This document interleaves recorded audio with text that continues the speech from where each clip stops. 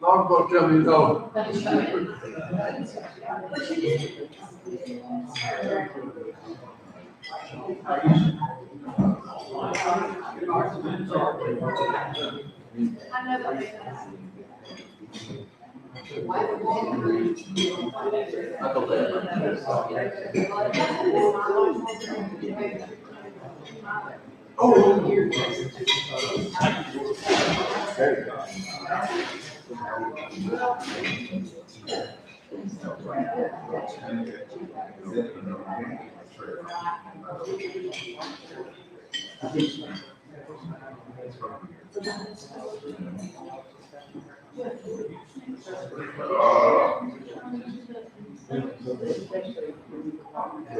It'll come before I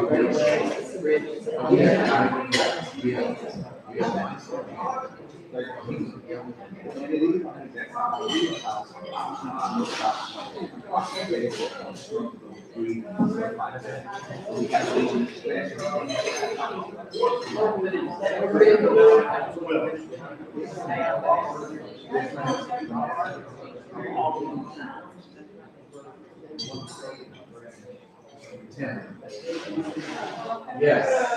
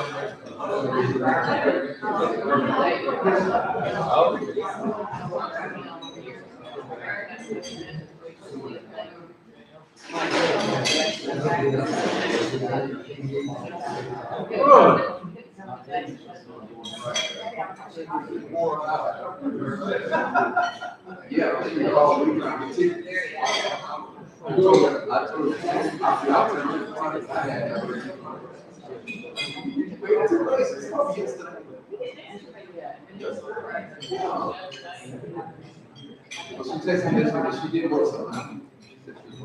She's on the deed outside. She's like, I called her last night and also she's not over. I said, contact her. Oh, I said, you good about the property? Yeah.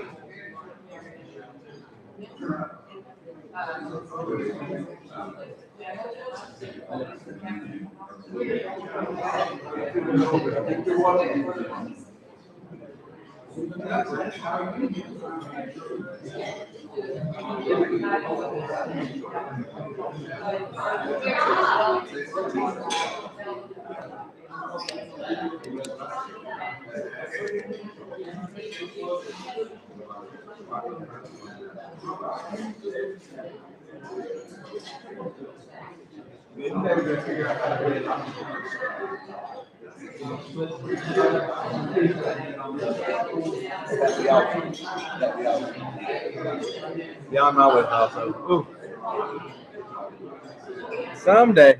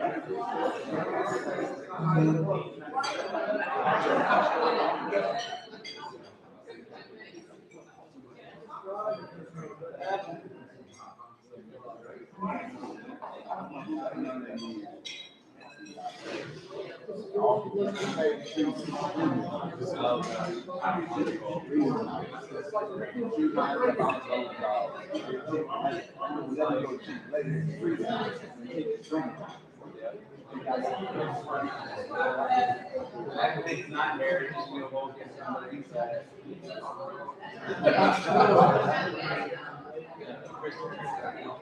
You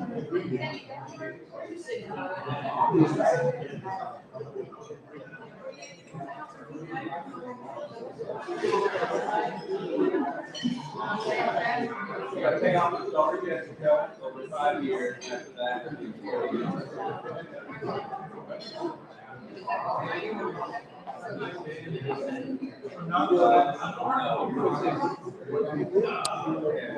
Set it up before we passed.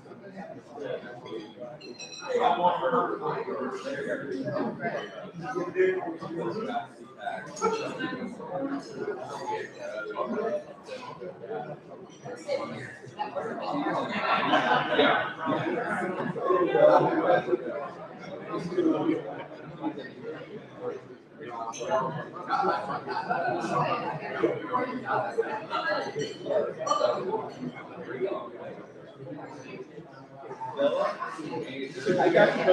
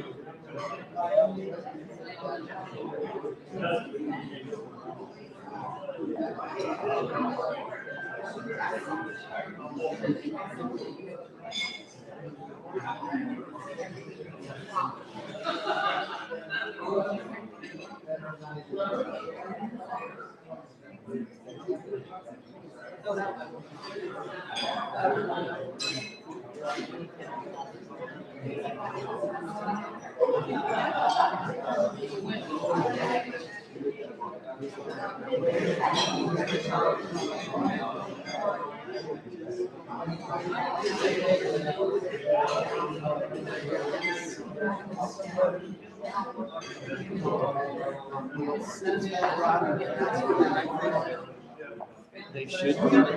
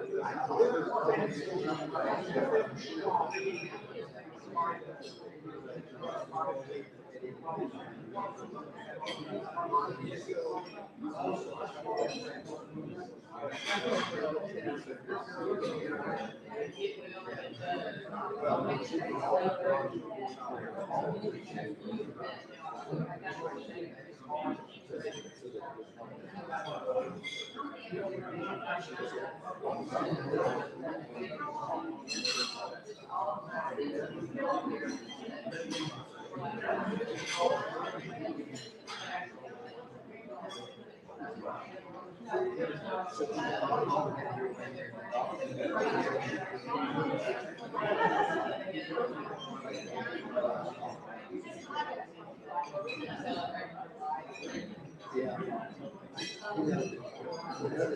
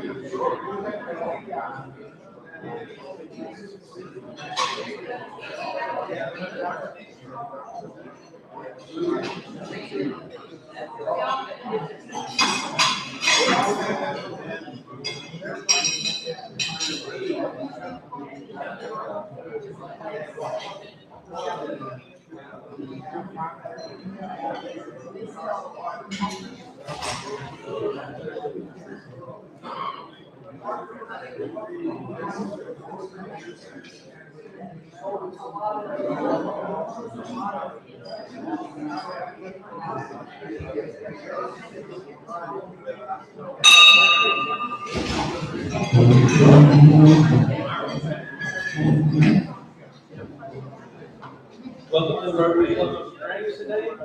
Please join me in the Pledge of Allegiance, followed by the invocation. I'm by the answer. Pledge allegiance to the flag of the United States of America, and to the republic for which it stands, one nation, under God, indivisible, with liberty and justice for all. Then we all bow our heads. Oh, Heavenly Father, thank you for allowing us to come into your holy presence today. Lord, we want to pray for a world that we, as an organization, will be able to do great things and bless many other people. Lord, I pray to you that even in our disagreements, that we will only look at the principles, the morals, the standards, and the righteousness that you want for us to do for you. Not for ourselves, but for you, O Lord. In Jesus' name we pray. Amen. Thank you. And Scott will now introduce our visitors again.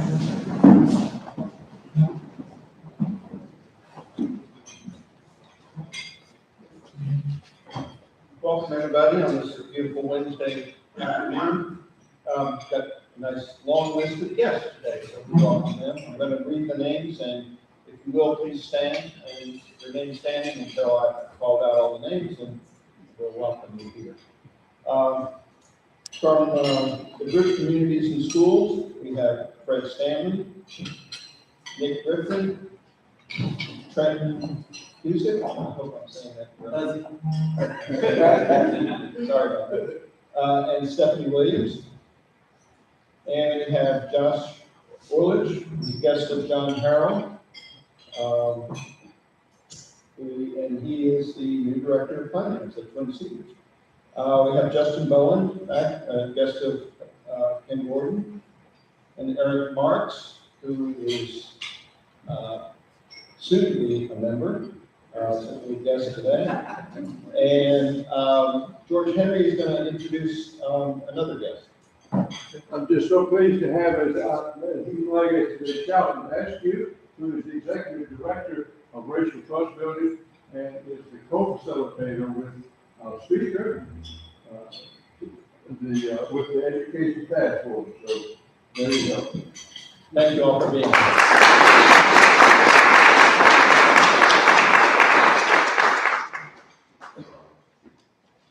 Welcome, y'all. thanks for coming today.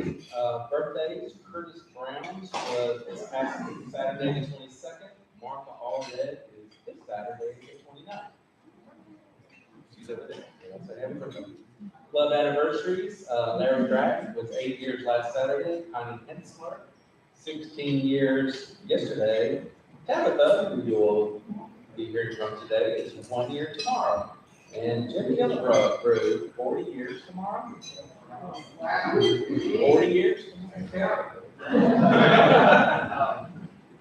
Congratulations, that's awesome. And no wedding anniversaries. We had our full anniversaries last. Some important announcements. November 5th, that's a week from Saturday, we will be participating in a joint City of LaGrange community cleanup from 8 to 10, starting at Berta Weathersby. This is in conjunction with all the other clubs from Honest Lions, Optimists. We'll be participating with the City of LaGrange for that cleanup. Everybody's excited. And then don't forget, November 16th, we're having a special Walter Y. Murphy annual Turkey Day dinner at LaGrange College.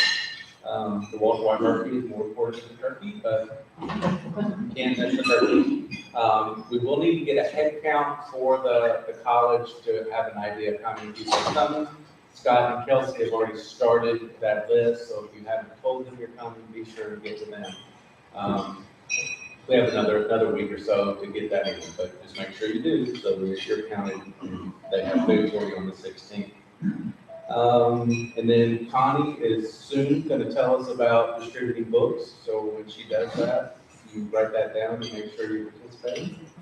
And we have a few minutes for Happy Dollars. If anybody's happy. And good.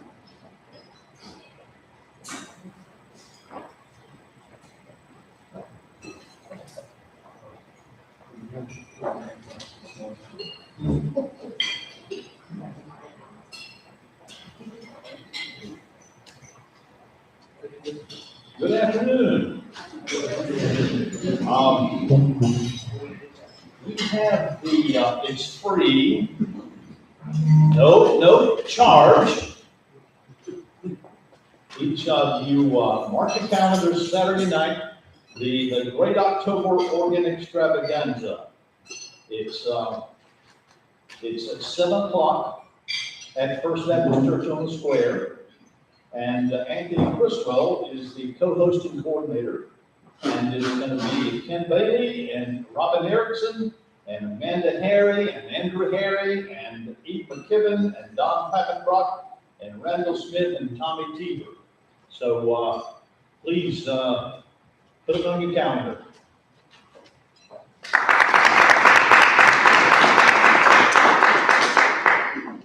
Wanted to say thank you for everybody that came over to the Coleman Community Center Monday night for World Polio Day. Thank you for your gifts as well. There are some pledge cards on your table. If you would still like to support this, remember that Bill and Melinda Gates Foundation will match your gifts towards the eradication of polio 2-1. So if you write a check for $1,000, they'll write one for $2,000 and match it, and your gift will be up to $3,000. Wonderful investment. Thank you.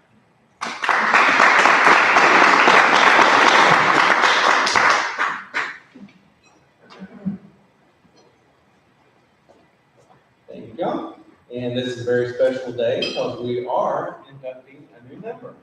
So, Dr. Marks, if you'll come on up. Okay, if you'll come on up.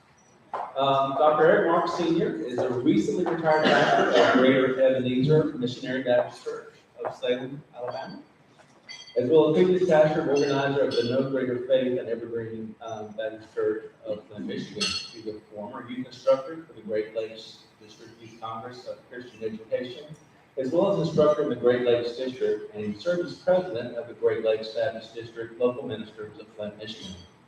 He earned his associate's degree in applied science from Detroit College of Business, bachelor's degree in business administration and communication from Rochester Christian College, and has earned his master's of theology and doctorate of theology from Andersonville Theological Seminary in Milwaukee. I'm impressed. He was formerly employed by the Coming community school in Sullivan County, served with FACT, the Flint Area Congregations Together, as well as community organizer. As a liaison between the community, church leaders, and other key organizations to solve many issues in the community regarding work, homelessness, life, and social and economic issues. He's owner and COO of C3 Counseling LLC in LaGrange, as well as owner and COO of Grace Bible College in Salem.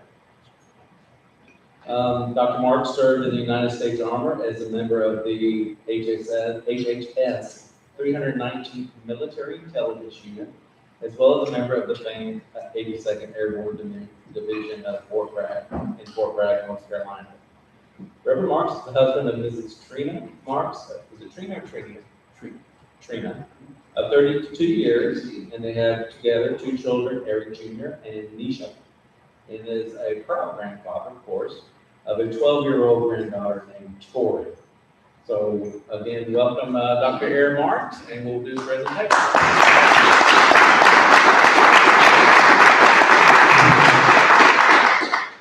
We're delighted to welcome you to LaGrange Rotary. As always, we love to celebrate when the newest Rotarian in the world is a member of our club. So, and we also like to take advantage of this time. We have this plaque for your office, and we remind ourselves of Rotary, the 4-way test of the things we think, say, or do. First, is it the truth? Second, is it fair to all concerned? Third, will it build goodwill or better friendships? Fourth, will it be beneficial to all concerned? Thank you. Okay, don't go down. And of course, we have for you your new badge, and also your certificate, and a little more information, and of course, your 2 pins to wear proudly. And it's a great honor to have you, member of the club, and welcome.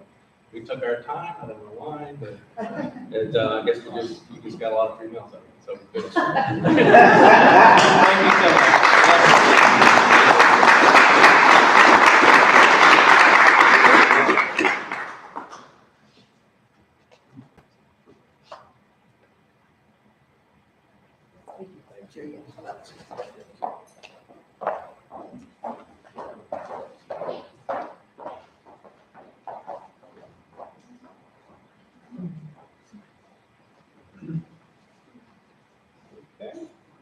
And Roy will now come and introduce our program.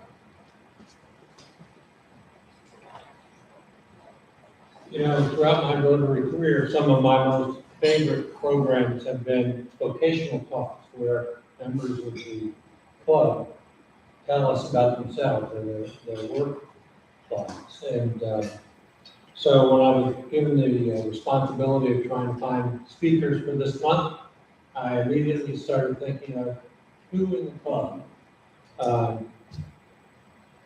needs to share with us what their work life is like. And I came up with what I feel is a very interesting program, going to be given by Tabitha Culberson, and you all know Tabitha.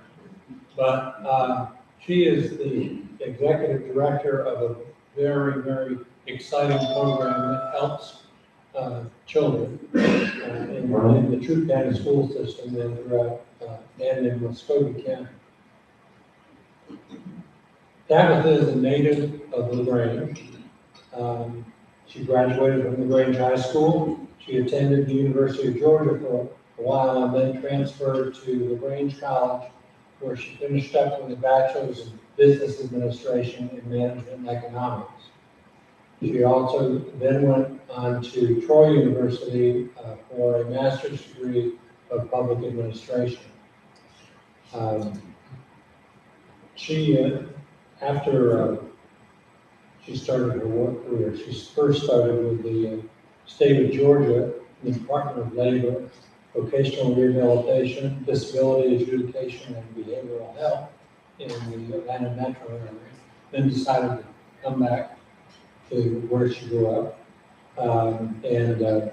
Since that time, at least for the last 10 years, has been the Executive Director of Communities and Schools of Georgia and Troop and Muskogee County.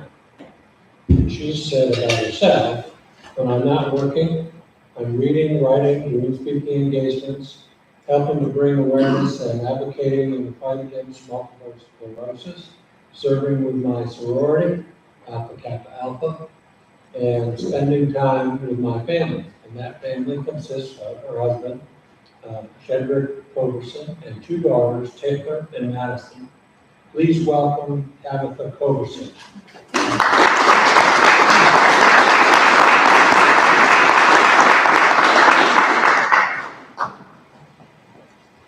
Everybody hear me? Yeah, okay, sorry. Where's my computer?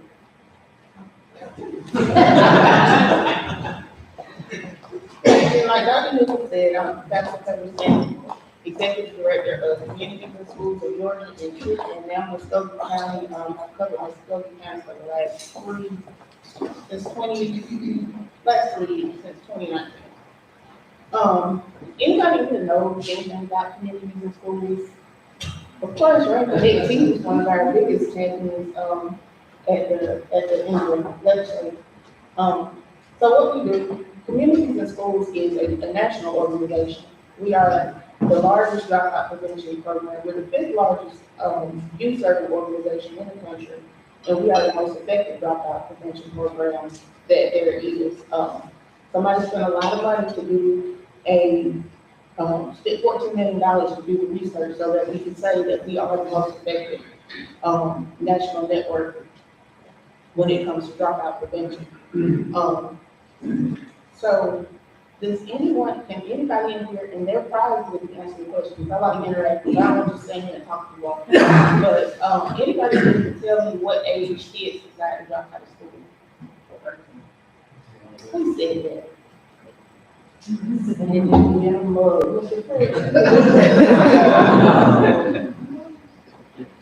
But and that's true. Most kids decide to drop out of school by the age of 12 or 13. We usually think 16 is that's when they can drop out. But by the time they get to middle school, they've already made that decision to drop out of school. And the reason why is usually it usually has nothing to do with academics. It's usually home situation, health, social emotional issues, bullying, the list goes on. Academics is in there somewhere, but it's usually towards the bottom of that list. So every 26 seconds, a child drops out of school, which means 7,000 kids drop out every day. So imagine if you took all the kids that are in our middle and high schools here in Truth County, and they all dropped out, that still would not be equal to the number of kids that we lose to drop out every single day. That's 1.2 million kids a year. 25% of all freshmen fail to graduate on time. So when they start 9th grade with their cohort, 25% of them are not going to graduate 4 years later with the rest of their community. And so our mission is to provide students with a community of support, empowering them to stay in school and achieve in life. Bill Milliken is one of our founders, along with Neil Shorthouse and David Lewis, who has since passed away. Neil is still in the Atlanta area. And I wish Bob Guerin was here because he was instrumental in bringing CIS to the range in the cities and schools. I remember when they came, it was the Exodus players, so it was an Exodus program, and they changed the name again. I'm not gonna tell you what grade I was in, but I wasn't in high school, but I remember when they came. Now actually I was at Girls Junior High at the time, which no longer exists, so that tells you a little bit about how old I am. And so he founded this program because he was determined that it's relationships and not programs that change children. So we're big on relationships. So, and this is why I was talking about the independent research findings. Among prevention programs, we have a scientific evidence that backs what we do. CIS model results in a higher percentage of students reaching proficiency in 4th grade reading and math. And also, effective implementation also eliminates some of the social and emotional barriers, and we see better products in society. How we do that, we 5 basics. So the most important one is the one-on-one relationship with caring adults. we have so many kids who come to school who are what I call kids raising parents. They're the ones who are, getting up, getting dressed, getting brothers and sisters ready for school, doing those things that we do as adults. I laugh because, I had two daughters. Anybody who had, kids and especially daughters, they get to a certain age and especially middle school, and no disrespect to middle school, but I know when my kids were that age, I honestly wanted to move and not give them my pouring address. But a lot of those kids, and with some of the things now with social media and those things, kids don't have an outlet. They don't have a person to talk to. They don't have that caring adult. So the staff, the site coordinators, they're in the schools every single day, working with these students and trying to mobilize the community to also join in the work that we do. Second one, a safe place to learn and grow. And we're not talking school safety, but again, a safe place, someone to go to who they can talk to and have those conversations. And sometimes people say, well, why don't they talk to the parents? Sometimes the conversation is about the parents, about what's going on at home. So we provide that. Healthy start to a healthy future. We have a lot of food deserts, food insecurity. Kids come to school, they need glasses. We help provide that through the program, through the Lions Club. They need clothes and shoes to keep a clothing closet, a hygiene closet, a food pantry. What else? We connect them with mental health resources, with, going to the doctor. I don't know about you all, but I went and had dental work done yesterday, and there's no way I can sit at my desk and be productive and in pain. So many kids come to the school in pain. They don't have the resources, to get those things taken care of, and then we expect them to sit in their desk and learn, and it's completely impossible. A marketable skill upon graduation, that's a big deal. At our high school level, we have a lot of kids, once you graduate, what are you gonna do? And they're famous, 3 words, I don't know. So we try to, put them in front of individuals. We partner with, we try to encourage kids to attend the academy. We, partner with Restore Tech, any organization to help them with an idea about graduation. I recently was sitting in a meeting with Chief Brent from the LaGrange Fire Department. And so he said, one time they had application after application, and now it's hard to get firefighters. So we're gonna start a program with our high school students, especially those that are, as Stephanie indicated, graduating early, to start mentoring and doing apprenticeships and job shadowing to get an idea about what it's like to become a firefighter, and hopefully we can funnel some of those kids into those jobs. And then the last one, a chance to give back to peers in the community. A lot of our alumni, they come back, they volunteer. When we do our United Way applications, they come back and speak. Mr. Stanley, who has been with us for going to 23 years, he's serving the kids that he served before. He's had he's also an accident. And you would be able to tell the way they cut up, when we go places. We have to separate them like kids. Like, I don't know why he's in that chair now, because Stephanie moved, so the separation is over, so I'm keeping an eye on him. But, but no, seriously, I have a great team. But, I mean, he's performed wedding ceremonies for some of his past students. And unfortunately, he's also had to officiate funerals for some of his past students. And so, and in addition to that, once they graduate and get a job, they become productive members of society and give back in that way. So what we do, we're leveling the playing field by providing a community of support, re-engagement. That's one of the things that we do. Last year, Mr. Hussey was our re-engagement coordinator. He's now the site coordinator at Gardner Newman, but we still continue to re-engage in those kids who are not engaged, no longer engaged, who dropped out, who dropped off, whatever. We try to get them reconnected at school, in the community, whether, we want a high school diploma, but if we can get them plugged into a GED program, then we're gonna do that. And then finally, building social-emotional skills. A lot of kids they struggle because they don't know how to interact with people. we're in the age of what I call the age of thumbs. This is what you see all the time. They don't know how to have conversations, and a lot of kids are angry. Just angry. We talked about this last night with the educational task force. The kids are, it's the slightest thing, a look, like, if I side Nick, he's on his phone, and then he looks at me, and that might spark a fight in the school because I looked at him wrong, and we see that often. So we are trying to put in place programs to address those issues. And so this is our model, and our goal is simple. The kids are the center. We put them in the center, and we surround them with the resources, the people, so that they can succeed. And we use a three-tiered approach. Tier one is school band. So we're in 5 schools now, the 3 middle schools, Berta, and also LaGrange High School. But there are over 12,000 kids in Truth County school system. Any of those 12,000 plus students can access our services. I was in DC last week. My phone rang at 7:15. I'm like, I know breakfast is at 8:30. It's calling me at 7:15. It was a school social worker working with a family from Franklin Forest. I don't have a site coordinator at Franklin Forest, but there was a family. She said the temperatures are going to be below freezing. The warming center is in transition. What can we do? So we made it happen, myself and Stephanie, and I apologize about her out of her home with the flu to help get this family set up in a hotel for the night. So they wouldn't be sleeping in their vehicle, which had become their home for the next 2 nights.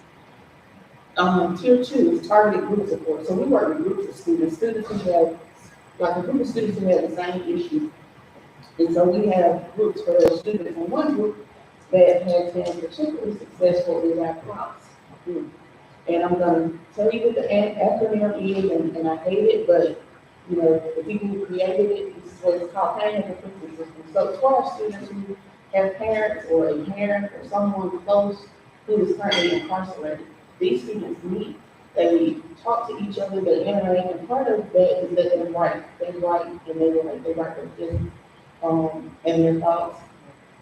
And so over the course of the first year, it was targeted for high school students.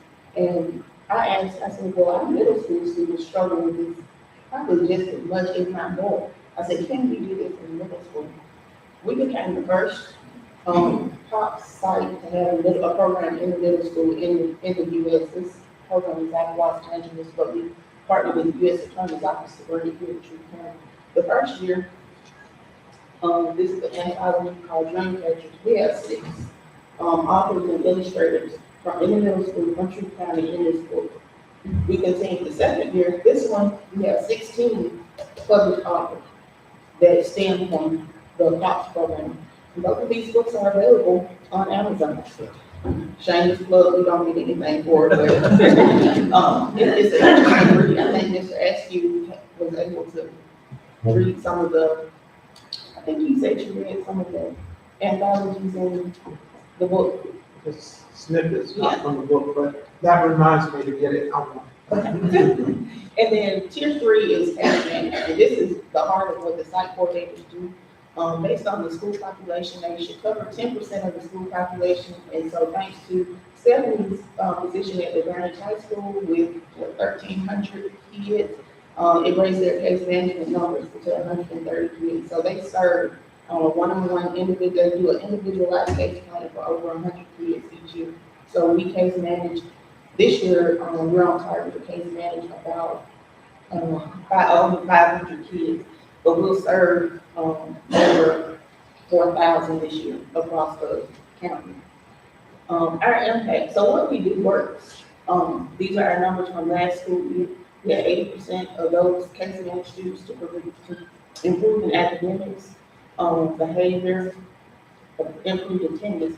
The last 3 are my favorite numbers is those that are promoted, 98.3% of our kids were promoted, 100% of our kids that we serve that were to graduate, they graduated and graduated on time. And then we engaged 1,710 parents. So we can do all the work in the world with the kids in school, but we have to send them home. And so if the parents are engaged, we will continue to do the same work over and over and over. So getting the parents involved, the parents held accountable for something, and sometimes just helping them bridging the gap for them. You know, some parents, they need a resume, during the pandemic, I think I did, I felt like I was working for week, what we had to do, I was doing resumes, we helping parents fill out, you know, forms for insurance and those things, and we have a lot of grandparents raising their kids. And grandparents are not always tech savvy, especially our old ones. We had, one grandparent, she has since passed away, but she, on her second set, she raised her grandkids, and she was raising her great grandkids. So she was in her eighties, and she had, you know, twins, and then another young man she was raising. And so she was constantly asking for assistance, you know, with just the basic things like registration, online registration. Um, and so we see that quite a bit, and they don't get those resources because they're at relative placement, so they need us, and so we step in for them. So the economic impact, because I know there's some numbers and some liners here, and I can give you a lot of warm and fuzzy, but I'm gonna show you what. The average annual rate of return to society is 18.4% on the money that's invested. So for every dollar that comes to CIS, it's $11.60 return on that investment. So I don't know anywhere that you can give me $1 and I give you $11.60 back. So it's a worthwhile investment. High schools graduates will, work about 44 years, so they'll be paying taxes. And then the last one, the value of social savings, people not in jail, crime, alcoholism, drug abuse, unemployment, and this is a very old number, but you're talking about $154.5 million in savings just from the kids that we serve. So some of the things we do, I mentioned the re-engagement activities. This year, thanks to the Coward Foundation, we were able to move into 2 new schools, which was Garden and Burrow Letter School. And then we got boost funding, so we expanded our summer enrichment program, and I'm going to talk more about that in just a second. So Reality U, I'm seeing that my volunteers in here, but okay, I'm sorry, Dr. I apologize. Reality U is our financial literacy program. We just had one last week, and what it is the kids take a lifestyle survey online and they ask questions like, do you want to be married? You know, do you want a dog? Do you want kids? Do you do your homework? Do you turn it in on time? Do you turn it in every day? Do you come to school on time? And then we insert their GPA, and they get to select a job. Well, their GPA is a 3.5, you get any job you want, but if it's a 1.5, the software is not going to let you select that you want to be an engineer. So you have to get a job that correlates with your current GPA.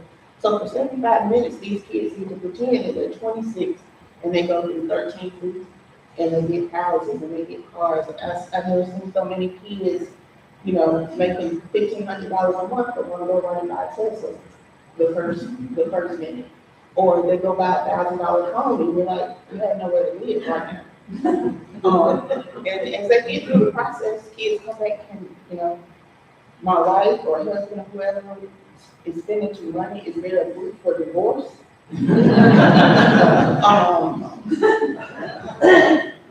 And some kids with pets, they will take like pets, you know, like having a kid, can I take my pet to the pound? And some are innovative. They say, hey, I'm not married and she's not married, we're gonna be roommates. And so they cut their costs in half. But at the same time, they get a dose of reality. What we have to do with their student loans, it even factors in child support, and student loans and those things. And so the goal is to finish with money in the bank. And so, like many of us, I know like me early on, because we didn't have this when I was in school, a lot of times the month ended and I didn't have money in the bank. So we're teaching them early to learn how to budget, but also how important it is to have that great GPA. And also those questions about turning their homework in on time and things like that translates into their credit score. So if you're not doing what you need to do on time, are you gonna pay your bills on time? So some of them have will start with their credit score in the tank. So I mean, it's the true dose of reality. And we debrief and we have a conversation so they don't leave feeling, like life is over and I'm only in the 8th grade. The next one, a lot of people in here too have participated in Champions on Duty. So this is from last year. when we first started, it was moms, with moms on the mission that, we just convinced the champions on doing it, and it's just volunteers from the community, come to a school early in the morning, these two events. I commend everyone that volunteered because both times it was 32 degrees outside. We welcome the kids to school, they get off the bus, high five, fist bump, pass out, fruit snacks, and they light up the kids' whole day, fruit snacks and Pop-Tarts. Go figure, but it was not really the fruit snacks, but it was that positive affirmation, somebody saying, good morning, have a good day, I want you to, succeed. Because a lot of kids, good morning is something that they never hear when they get up. And so from that, we will have developed more mentoring opportunities. We're going to try to, this year, take it a step further and have people come during the day and maybe have lunch with the kids and make it even bigger.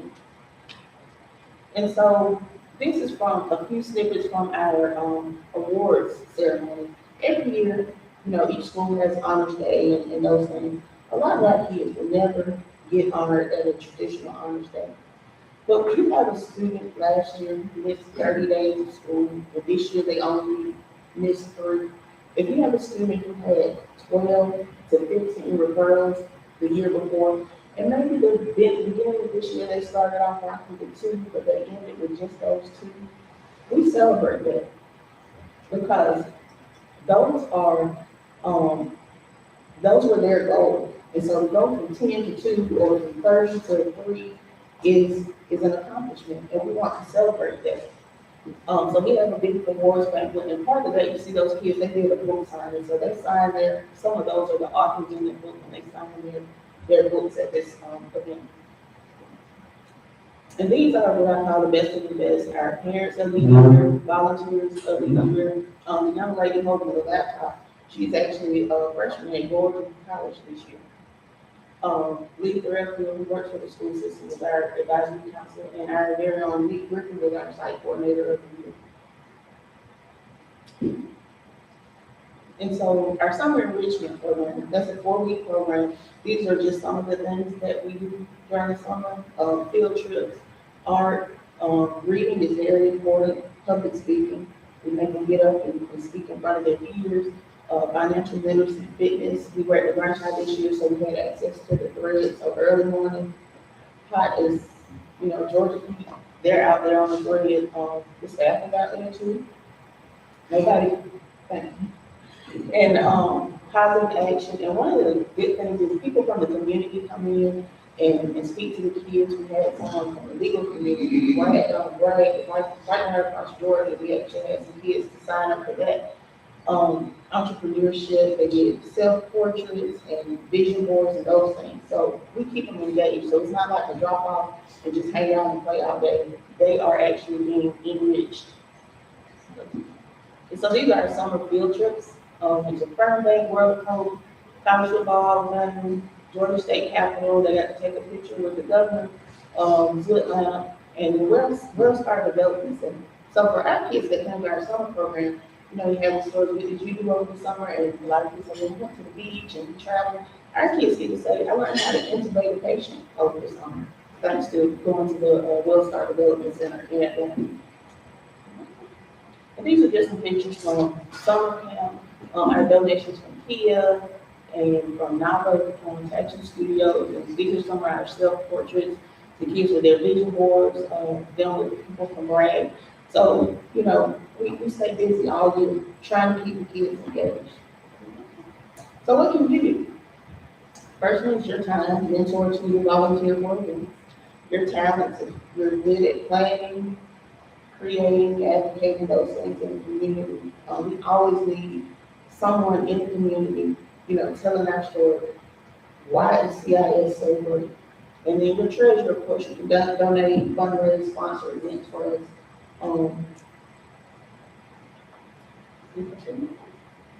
And so that's all I have on the side thing. I'm going to do that pretty fast, I think.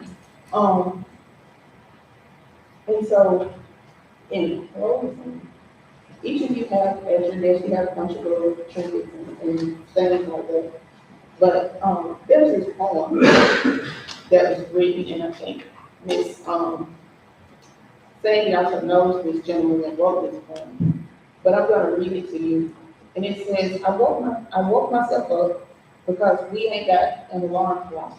Dug in the dirty clothes basket, cause ain't nobody washing my uniform. Brush my hair and teeth in the dark, cause the lights ain't on. Even got my baby sister ready, cause my mama wasn't home. Got us both to school on time to eat us a good breakfast. Then when I got to class, the teacher fussed, because I ain't got no pencil. So when you're in the community and somebody says, what does CIS do? We make sure every kid has a pencil. So that pencil you see is symbolic of who we are and what we do.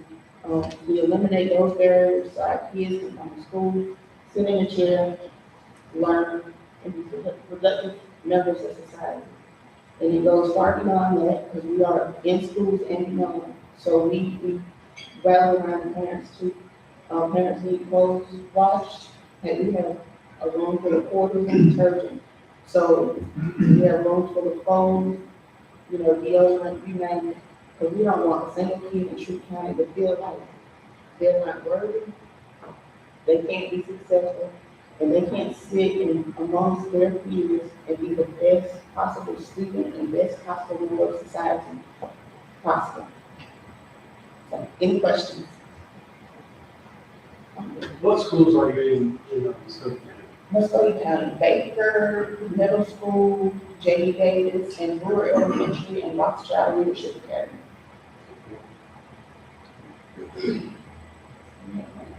And what do you do at Further Weathersby? We have a site coordinator there, and what she does is like she case manages those kids the most, those who are Berta, of course, is a high needs area anyway, so of the 268 there, any one of them could be on her caseload. But those kids who, like I said, who need to be connected with the tutor, with the mentor, if they need clothing, hygiene items, if they need referrals to, so far we got a couple kids glasses, if they need referrals and assistance getting connected with, just a regular physician.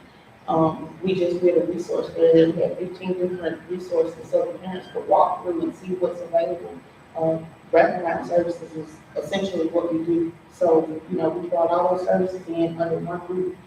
And so we had parents in there filling out applications, learning about housing, what else? If their child needed a bed, sleeping bed, and peace was there. So we bring those resources into the school for the students as well as their families.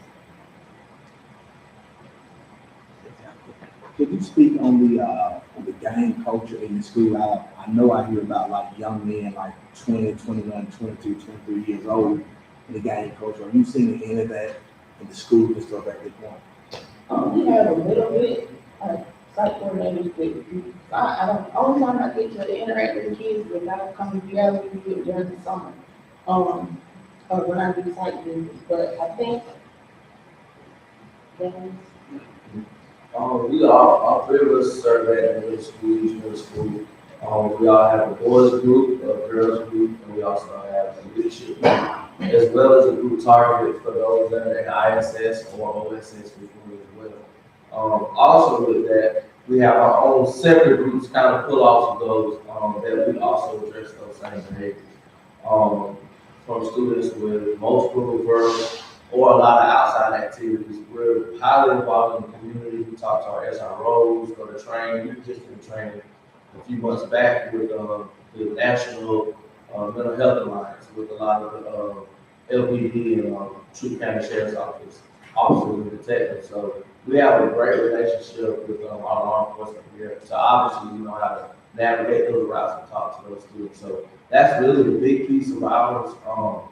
And as you can see from the numbers, there are behavior drops because of that stuff. A lot of times, even with the recent events of a lot of these break-ins and stuff, those were some of our students and some of our families. So, unfortunately, we know those events are going to happen frequently, so we kind of try to jump on that and whoever they're targeted with, because as they bounce from school to school, which is why you'll always see us together, because one student that's at my school may also leave and go on, or you may go to garden, so I'm gonna have to talk, hey, what's up with your school now? Maybe come talk to me. So we keep our family on close on that frequently. And we have a partnership with the U.S. Attorney's Office. So a lot of their real talk about the law and, politics one, freedom is a choice. We also implement those programs through the U.S. Attorney's Office. So we're addressing it.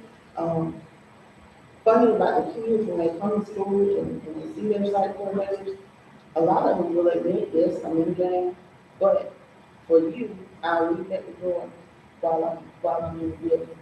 That's a relationship they have with their site coordinator. You know, we try to get them to extend that into the community, but we at least have gotten them to say, while I'm in the school and I know you're here, I'll be on my best behavior and I leave my colors and letters or whatever outside the door, you know, while I'm in school. What was the award Nick won recently? Oh, I'm sorry. You know what? Yes. Nick had won the Gail Hendrick Award, it was for, I was volunteering with, it's an adaptive sports team. What adaptive sports is actually, it's a sports, I guess, realm for students who have disabilities or disorders that can't play mainstream sports. So this may range from students with heartburn, diabetes, my son has scoliosis, he's on the team, to children with vertigo, I mean, you can have blood band, certain levels of autism, I mean, any muscular disorders, I mean, anything of that nature. And I won the award because I was basically just volunteering the year I started last April, volunteering with the West Georgia Wolverines. And ended up loving it so much that I became a certified assistant head coach this past August. And we actually won state basketball last year. So, good job.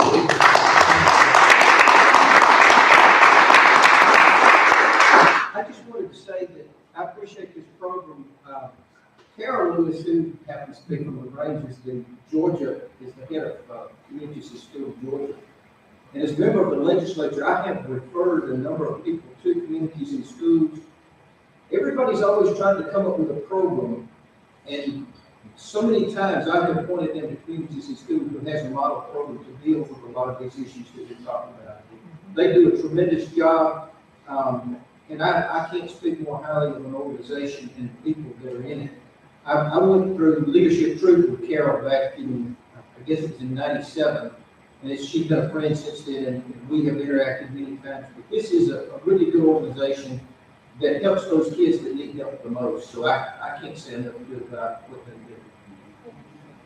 if you get a chance, some of the stories of some of our students are posted around, so if you get a chance to read them, you can see, you know, some of the impact that these are their stories that they've had on students over the last year.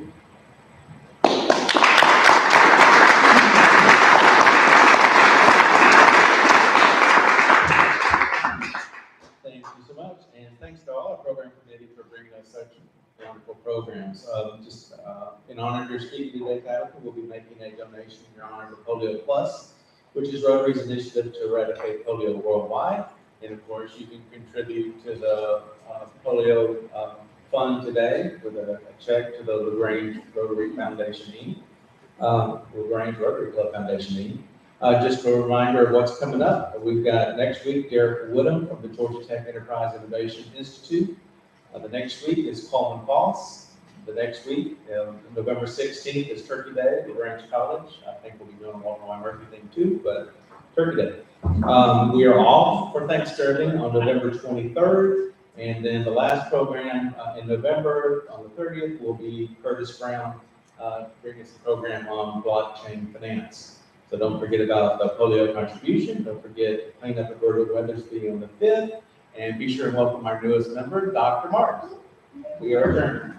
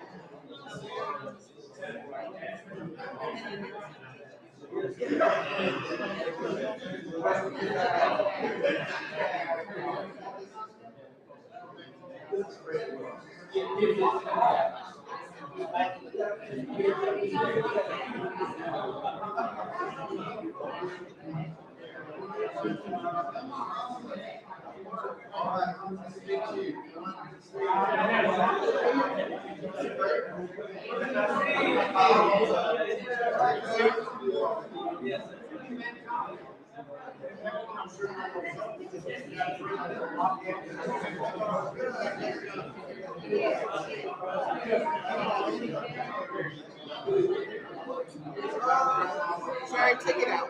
Oh, did it? Yeah. Well, remind me. I'm sure you've done that presentation several times.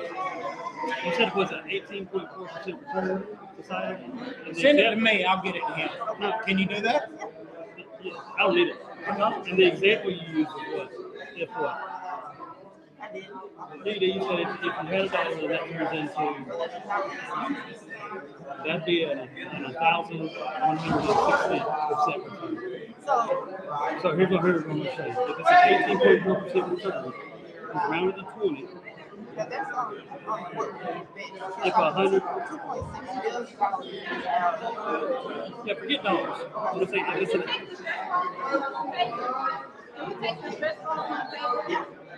if it's an 18.4% return, just round to 20 and say, look, if you invest 100, then that turns into 103. That's the hard. That's the hard. The dollar turns into 11. This is called. Okay. Okay. That was a couple minutes there. Okay. I heard it as the same thing. No, I can't do it anymore. That's what it was. That's the dot you did. Yeah. Okay. Now I'm following. I hear you in this case. Hand me all. I live in